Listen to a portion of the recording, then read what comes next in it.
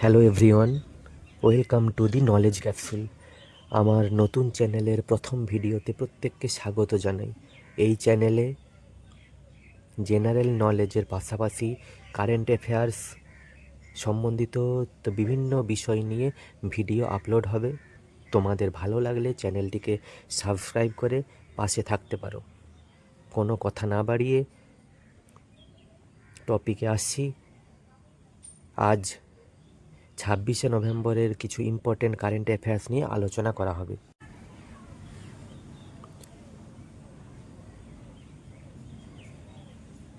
26শে November দিনটি সংবিধান দিবস বা কনস্টিটিউশন ডে হিসাবে পালিত হয়, কারণ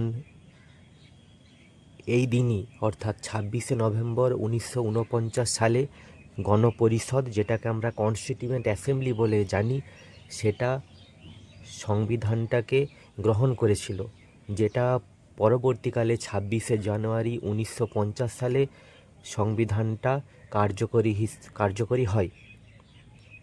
ministry of social justice and empowerment 19শে নভেম্বর 2015 সালে সিদ্ধান্ত গ্রহণ করে যে 26শে নভেম্বর দিনটি সংবিধান দিবস হিসাবে পালন করা হবে। এই বছর সংবিধান দিবসের জন্য যে ক্যাম্পেইন শুরু হয়েছে সেটা 1 বছর চলবে, অর্থাৎ আগামী 26শে নভেম্বর 2025 পর্যন্ত এই ক্যাম্পেইন চলবে, যার একটা ট্যাগলাইন আছে। সেই ট্যাগলাইনের নাম হামারা সংবিধান হামারা স্বাভিমান। নেক্সট, 20শে নভেম্বর দিনটি ন্যাশনাল মিল্ক ডে হিসাবে পালিত হয়। ডক্টর ভার্গিস কুরিয়েনের জন্মদিবস উপলক্ষে এটি পালন করা হয়, যিনি ভারতের শ্বেত বিপ্লবের জনক হিসাবে অধিক পরিচিত। He is betterly known as the father of white revolution in India. এই বছর ডক্টর ভার্গিস কুরিয়েনের 103তম জন্মবার্ষিকী উদযাপিত হচ্ছে। নেক্সট, 25শে নভেম্বর 2024 সংসদের শীতকালীন অধিবেশন শুরু হয়েছে। ভারতে সাধারণত কোনো পার্লামেন্টারি ক্যালেন্ডার নেই, তবে লোকসভা সাধারণত বছরে 3টে সেশন অনুষ্ঠিত করে এবং এই 3টে সেশনের মধ্যে যে কোনো 2টো সেশনের মধ্যবর্তী গ্যাপ 6 মাস হওয়া চলে না। যে 3টে সেশন পার্লামেন্ট প্রতি বছর অনুষ্ঠিত করে সেই 3টে সেশন হলো বাজেট সেশন, মনসুন সেশন এবং উইন্টার সেশন। পরবর্তী খবর, হেমন্ত সোরেন ঝাড়খণ্ডের মুখ্যমন্ত্রী হিসাবে তৃতীয়বারের জন্য শপথ নিচ্ছেন নভেম্বরের 28 তারিখ। তিনি ঝাড়খণ্ড মুক্তি মোর্চা অর্থাৎ JMM এই দলের অন্তর্গত একজন নেতা, যে দল এইবারে 81টা সিটের মধ্যে 56টি সিটে জয়লাভ করেছে এবং এই দলেরই নেতৃত্ব হিসাবে হেমন্ত সোরেন মুখ্যমন্ত্রী হিসাবে শপথ নিতে চলেছেন। পরবর্তী নিউজ, মনীষ রাজঙ্কর এবং শালু কোলহে এই দুজন 21তম TN খুশু মেমোরিয়াল অ্যাওয়ার্ড পেতে চলেছে, যেটা প্রদান করে আত্রি, ATREE। এই আত্রি এর সম্পূর্ণ নাম হলো Ashoka trust for research in ecology and environment.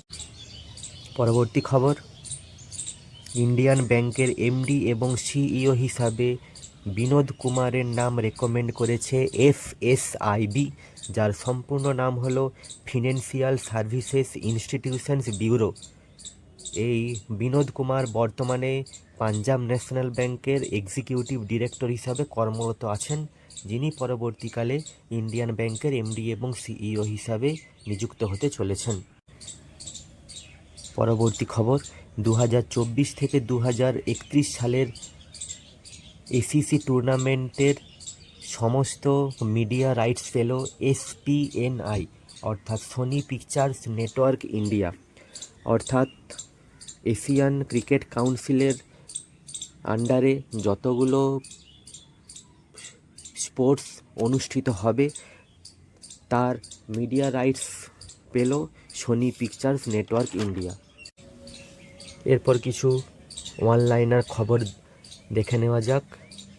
India এবং ইউরোপিয়ান ইউনিয়নের প্যানেল বেলজিয়ামের ব্রাসেলসে তাদের 10ম মিটিং অনুষ্ঠিত করল। নেক্সট,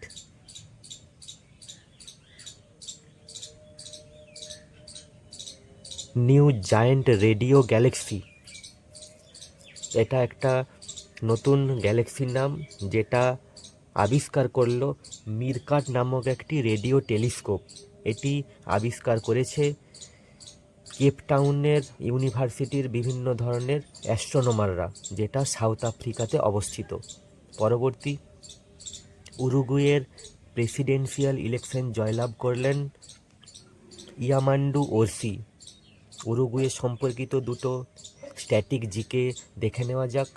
উরুগুয়ের ক্যাপিটাল আছে মন্টিভিডিও এবং উরুগুয়ের কারেন্সি আছে উরুগুয়ান পেসো। পরবর্তী, All India Governors Gold Cup International Football Tournament জয়লাভ করলো North East United Football Club. এই All India Governors Gold Cup International Football Tournament, এটারই আরেকটা নাম সিকিম গোল্ড কাপ। এটা প্রতি বছর সিকিমে অনুষ্ঠিত হয়। এই বছর এর ফাইনাল খেলা গ্যাংটকে অনুষ্ঠিত হয়েছিল এবং এই বছর এর 40তম সংস্করণ অনুষ্ঠিত হয়েছে। পরবর্তী, ব্রাজিলে ভারতের পরবর্তী রাষ্ট্রদূত হিসাবে নিযুক্ত হলেন দীনেশ ভাটিয়া। প্রথম ডেনিশ খেলোয়াড় হিসাবে China Masters men's singles title জিতলেন Anders Antonsen. Times Higher Education World University Ranking 2025-এ শীর্ষে রয়েছে অক্সফোর্ড ইউনিভার্সিটি।